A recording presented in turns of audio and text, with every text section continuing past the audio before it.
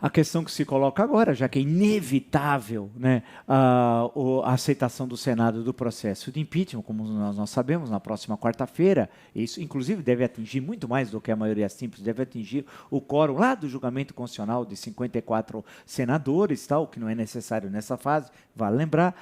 Então, a questão do afastamento da presidente Dilma, isso já é sacramentado. E o vice-presidente, tal qual dispõe a Constituição, e como foi feito em 1992, ela se afasta e assume o vice com plenos poderes. E aí o processo de julgamento se dá no Senado, como é sabido, é importante sempre ressaltar, por até 180 dias, mas antes disso, deve ser sepultado definitivamente, politicamente falando, evidentemente, Dilma Rousseff. Lembrando que em 1992, esse processo tudo foi feito em 89 dias, portanto, cerca de metade do prazo constitucional.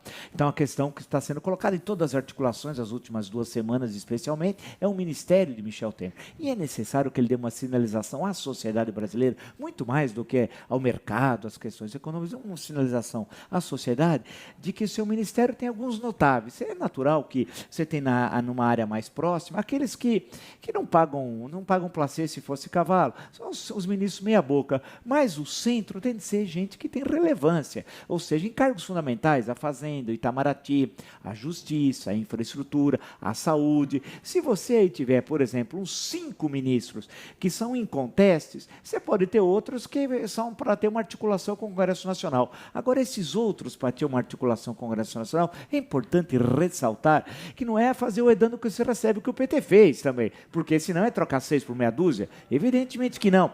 Mas você tem de conceder àqueles partidos que apoiaram o impeachment. Tudo bem, isso nós sabemos.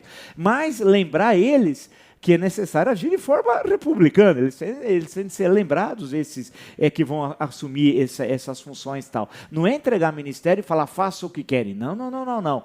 Mas a questão central é que cabe àqueles que produziram o impeachment, que são 367 votos que nós vimos na Câmara, auxiliem efetivamente Michel Temer. E a impressão que dá, inclusive nos últimos dias, é que o PSDB está lavando as mãos, falando, olha, Temer governa como quiser, que não é bom que seja um bom governo, porque pode prejudicar os interesses do PSDB em 2018. Não, essa análise está absolutamente equivocada. Um governo da União Nacional, como é o governo Michel Temer, tem de ir bem, porque isso facilita todos os candidatos em 2018, inclusive ao eventual candidato do PSDB. O que eu estou querendo dizer com isso é que o governo Michel Temer é um governo pluripartidário, não é um governo do PMDB. E é necessária a condição sine qua non, se você dar uma estabilidade política para nós sairmos da crise econômica. Senão o Brasil não vai sair da crise econômica. Ao contrário, pode ser que ela se aprofunde. Então a responsabilidade histórica hoje é da oposição.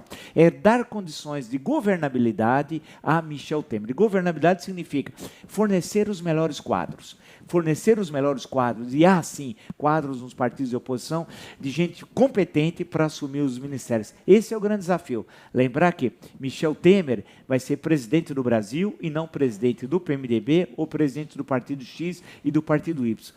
E dar condições de governabilidade a Michel Temer é dar condições do Brasil sair da crise. Ou seja, vamos olhar 2016 e esquecer momentaneamente 2018. Agora, na espera do Senado, porque a Câmara dos Deputados que não é mais acabou, como é sabido, no dia 17, a votação do último dia 17, aprovando